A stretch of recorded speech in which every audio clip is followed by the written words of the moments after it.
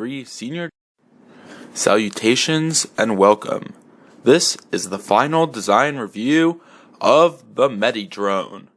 This spring 2023 senior design project has been supported by advisors Dr. Ritchie and Dr. Way and brought to life by interdisciplinary engineering undergraduate students V.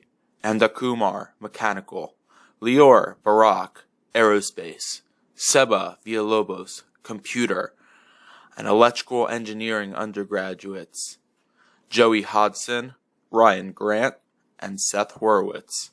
We will present the MediDrone, a state-of-the-art development in drone delivery technology for medical utility. Throughout this presentation, enjoy. The concept of MediDrone was derived from lack of current art in medical delivery drones. In times of emergency, complex issues arise which must be addressed in order to save lives. Spoilage of medicines, depletion of ground delivery, unavailability of air delivery, high cost of commercial drones, and lack of technological access to medical delivery drones are factors of emergency triggered mostly by natural disasters, in which MediDrone aims to alleviate.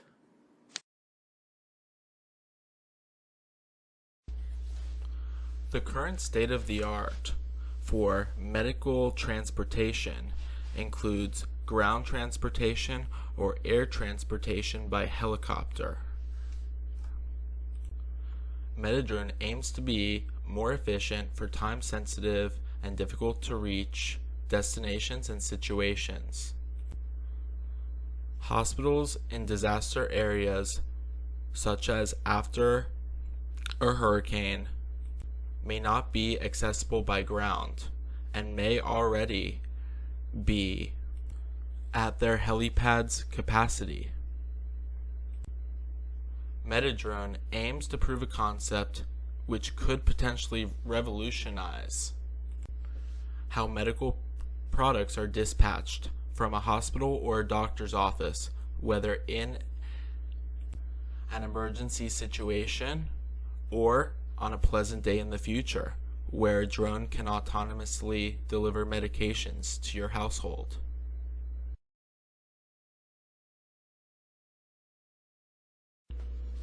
MediDrone is a quadcopter type drone donning 4 motors, whose payload delivers objects of medical utility, whether it be sublingual medications such as pills, or medication housed in vials such as vaccines, as the MediDrone aims to optimize medical transport, which benefits both businesses and individual consumers.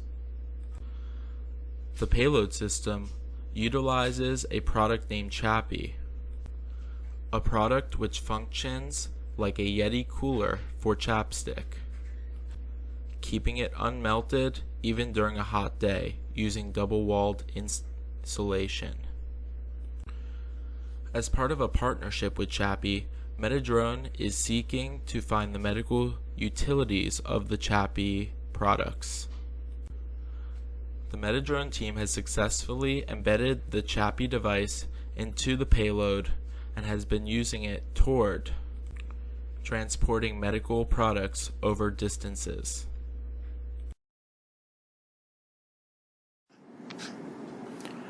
The MediDrone is a drone of medical utility. The features of MediDrone, which allow it to safely deliver perishable medical goods, is the payload encapsulation system. The payload encapsulation system includes the Chappie planted inside a cylindrical container. The Chappie is a double-walled, thermally insulated stainless steel carrier of the medicine. This is embedded within the cylindrical encapsulation, which is mounted to the top of MediDrone. The payload encapsulation system sits above the electronics of the drone, mounted on the square wooden frame. This mounting above secures the safety of the payload encapsulation system during flight. There is no risk of dropping the payload. A drop of the payload is a large safety hazard to whoever may be below the MediDrone, as well as the recipient of medicines en route. Key features of the payload encapsulation system include, but are not limited to, user-accessible attachment and detachment from the MediDrone frame, encapsulation of multiple Chappie insulators for multiple, multi-sized medical deliveries, and accessible and lightweight encapsulation. The state of quadcopter payload art is truly updated by the MediDrone payload encapsulation system.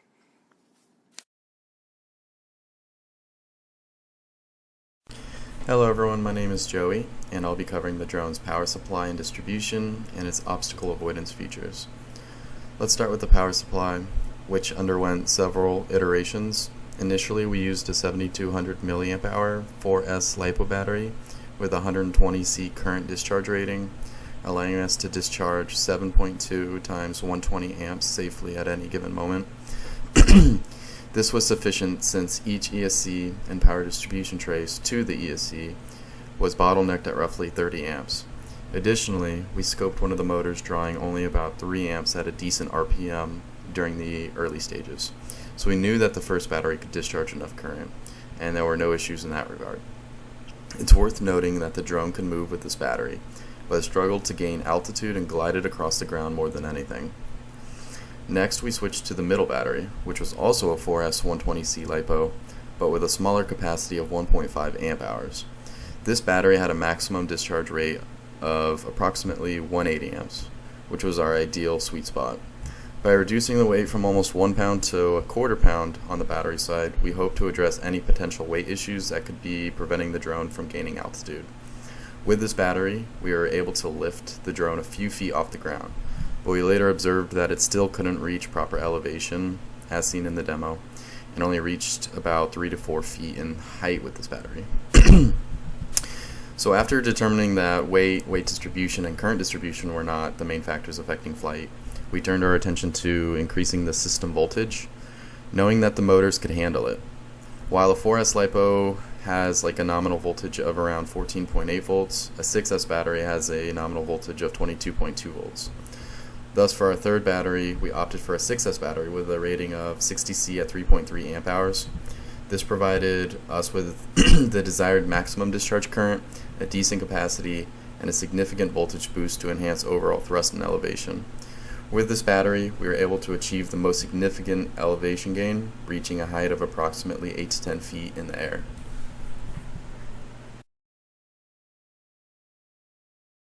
So with altering power supply comes altering power distribution as well. The very first PDB was our own creation actually, and it was a bit mechanically spacey and dense, but could most likely perform if needed. The PDB that we bought, in the bottom right picture, however, was much smaller and had specifications that we initially believed would work well for our system. So when the PDB did come in the mail, we were able to solder our XT60 connections to all ESCs and from our battery and switch connections. There was only one small solder pad on the PDB's PCB, so we had to create sort of a 5-volt perf shield to sit on top of the PCB and extend this 5-volt 2.5 amp source to all of our electronics with the JST connectors and pin headers as seen in the pictures. So this worked well up until we decided to up our system's voltage to the 6S battery. The traces on the PDB for the max current wasn't an issue for increasing the voltage, as the motors and ESCs would actually potentially pull less current with the greater voltage, and the new battery could only discharge 180-ish amps anyways. However, the 5-volt regulator on the PDB was limited to about 15 volts as an input. So the only addition was to get a regulator for the electronics that could handle the 25 volts from the new battery. So we decided to just add a buck converter last minute, actually, just to bypass the regulator on the PCB.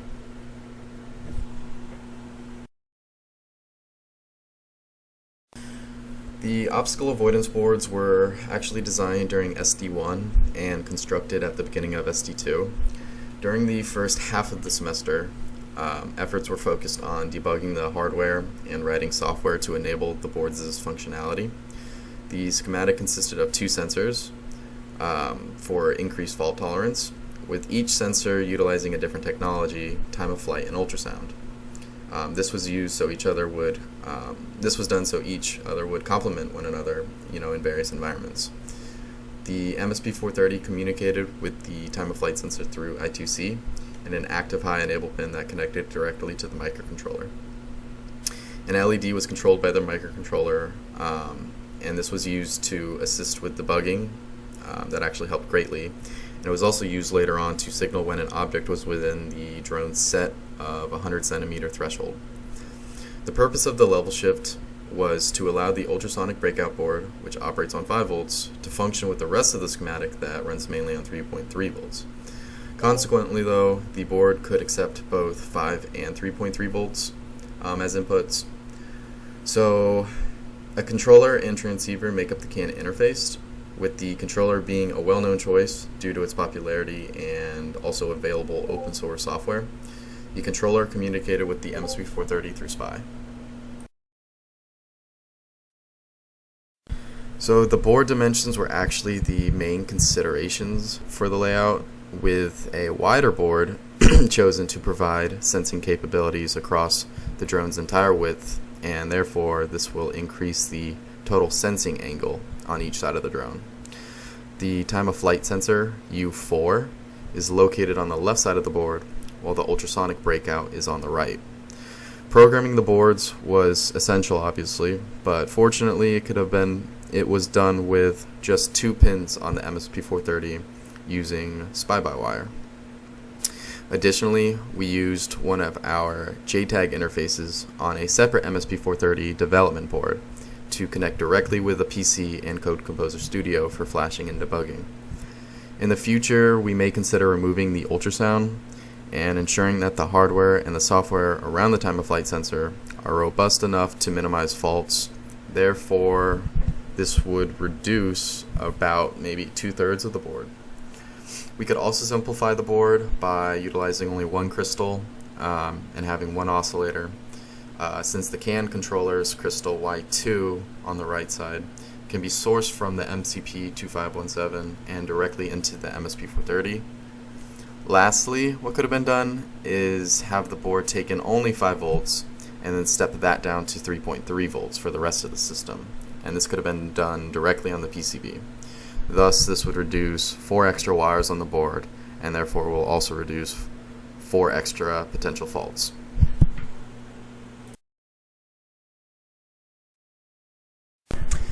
So here's a short demo I added with the boards already on the drone. You can see it is detecting my hand gestures, but it's capable of even slightly greater distances than what you can see in the video. The demo itself will contain a greater demonstration, or greater visual I should say, but here I will also note that we were not able to achieve full functionality from these boards in terms of the CAN protocol. Instead, the program on these boards currently just indicates to the flight controller that an object is within the 100 centimeters by setting one of the extra pin headers high on J2 of the board.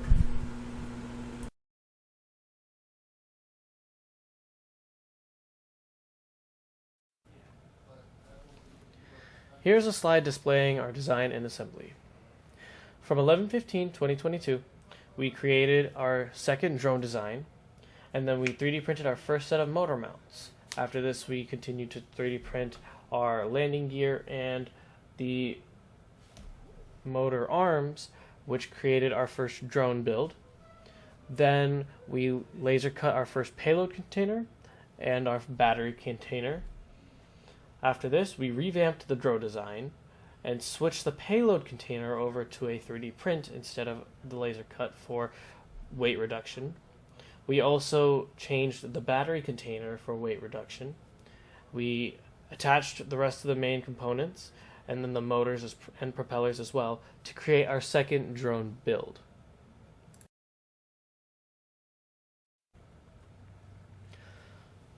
Here is the slide continuing our design and assembly. From 3/19/2023, we attached the sensors, we changed the battery for weight reduction, and we also attached new landing gear and the sensor mount. We switched our motor mount from a motor mount and a motor arm to just be one connected piece for strength and integrity. We added the flight controller for stability. We changed our base plate from MDF to plywood. We redid our wire management. And we added a new battery after this because the smaller battery wasn't able to give us enough strength, which led us to our final drone build. Here are some of the major changes we've made. The motor mounts have been redesigned once again. The base plate has been revamped for the purpose of reducing weight and creating space for electronics. The electronic mounts are easily accessible due to the new plate and also use Velcro or zip ties to restrain the components but also make it easier to work on them. The flight controller has now been added for autopilot assistance and for better flight control during testing phase. The batteries was changed for multiple reasons, and the sensors have been mounted and are functional.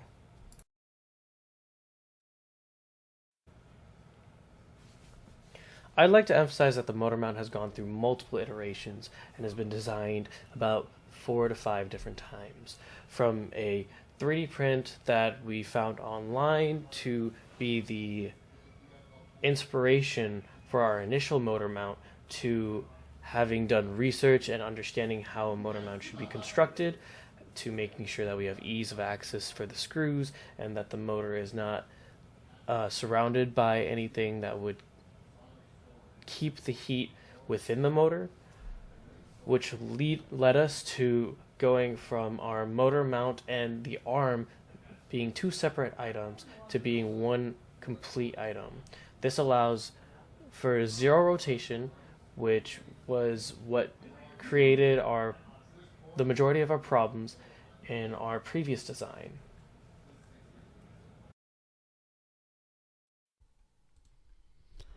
Weight has been a leading concern of this project all year long, and we've been constantly making improvements targeting weight reduction and weight rebalancing. In one of our recent tests, we faced a scare, as the drone had difficulty rising high off the ground. We initially attributed it to weight and made a significant change. We redesigned the base of the drone to remove excess material and changed the type of wood to plywood, which remains durable and is a lighter option. Fortunately, we found that we can change the battery to utilize the motor to its fullest extent, and that fixed our issue by giving us more thrust. But these mechanical improvements remain to optimize the drone. On the slide on the left, you can see the design of the new base. On the right, you can see the laser cut piece. Unfortunately, that is the only picture we have of the new base before we immediately got to rebuilding the drone.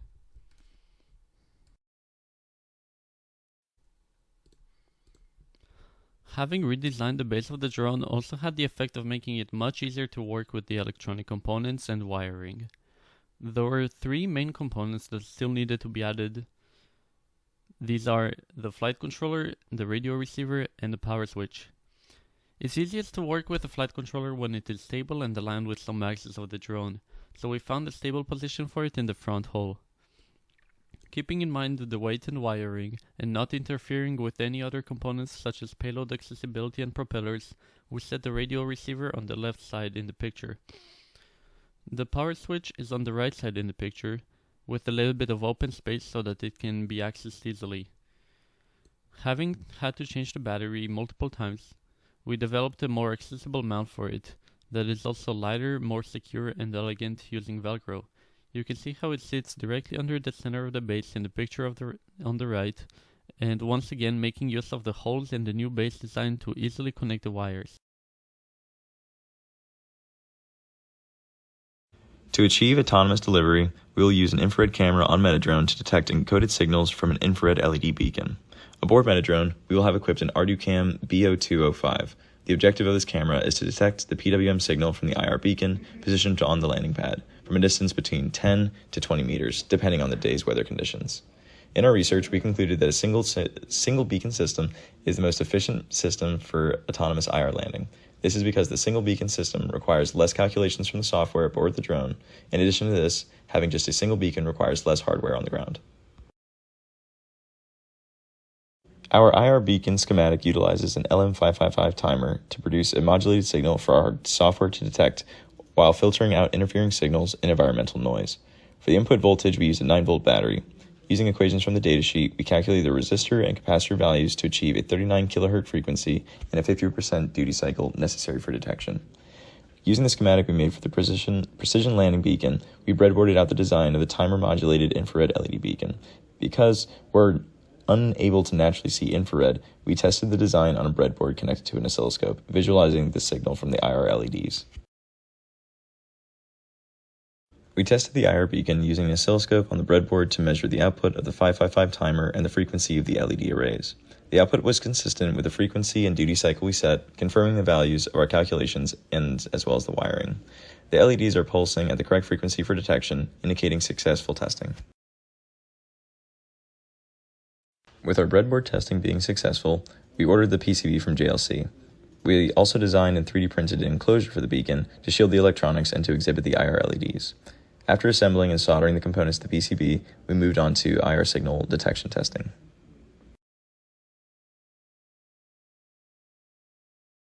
Detecting the IR beacon outside is still a challenge because sunlight still has a large IR component. Finding the brightest point in an IR image might find some reflected sunlight instead of the IR beacon itself. So we want to solve this by flashing the beacon at a fixed frequency, and we want to avoid synchronization with the beacon, so that way we don't necessarily know if it's on or off at any given moment, just that it's flashing at a given frequency. Here's the theory on how our detection algorithm works. Since the frequency of the IR beacon is fixed, then we know the period already, which is t. So what we can do is when we have a frame, we'll maintain a buffer of frames from the last t/2 seconds ago. We know that the beacon, whichever state it's currently in, was in the opposite state t/2 seconds ago. So if we have some frame right now, if we look at a frame from t/2 seconds ago, we can look at the differences between these two.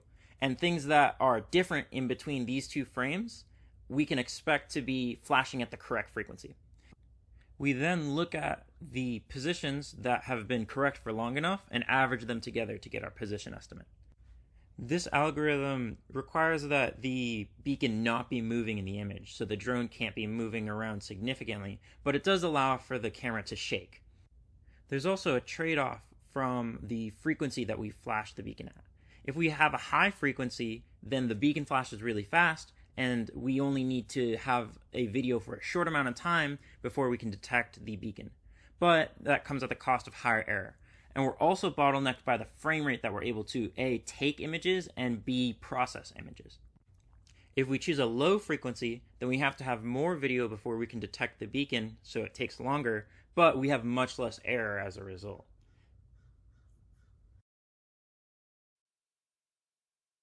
Here's a quick demo of our detection algorithm. When a pixel is flashing at the correct frequency, it gets added to its weight. The weight is the blueness on the image. The green are the pixels that pass the weight threshold, so these are the pixels that we want to average together to get our location estimate.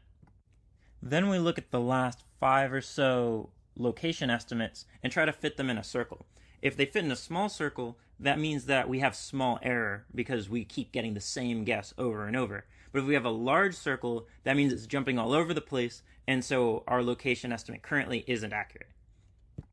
Here, we can see that error comes from the edges of static light, since the center area of static light gets filtered out by the frequency.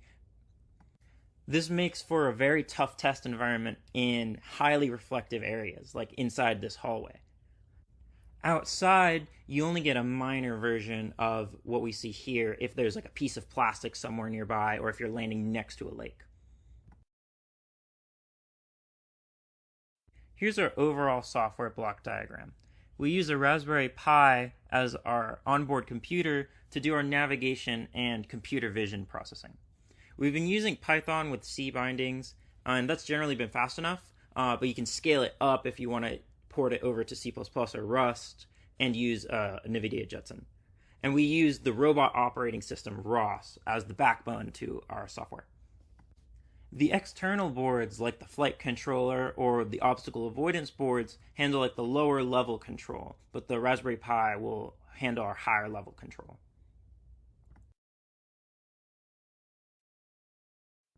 For our flight controller, we're using a Pixhawk PX4. And this is nice because it has some auto tuning on the PID controller for flight stabilization, as well as there's an existing library called Mavlink that it interfaces with via ROS. So that way we can literally just plug in and start talking immediately to it. And there's a nice sub 1 gigahertz telemetry radio, which lets us communicate with the base station using Q ground control, sending us back GPS information and video feed, just in case we need to take the drone out or if we want to place a geo fence, things like that.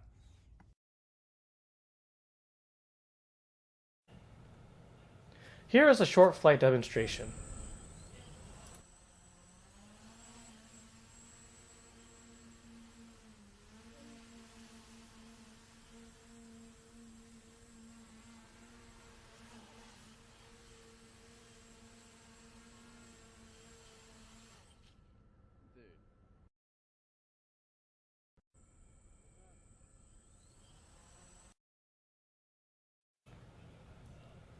The following slides will contain the administration content.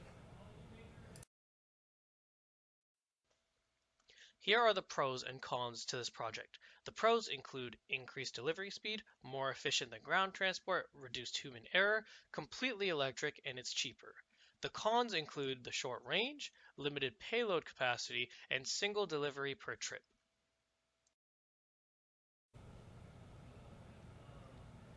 Here is a budget that entails all the components that we have used over the last 2 semesters.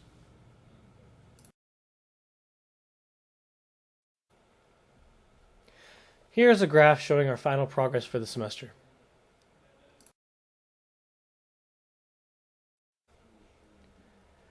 Here are some of the future changes that we would like to see done on this project.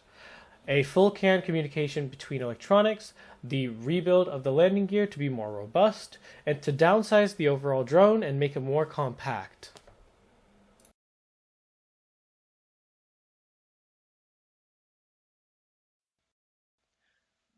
This concludes our presentation. We hope you enjoyed it and we are looking forward to your questions and comments. Thank you.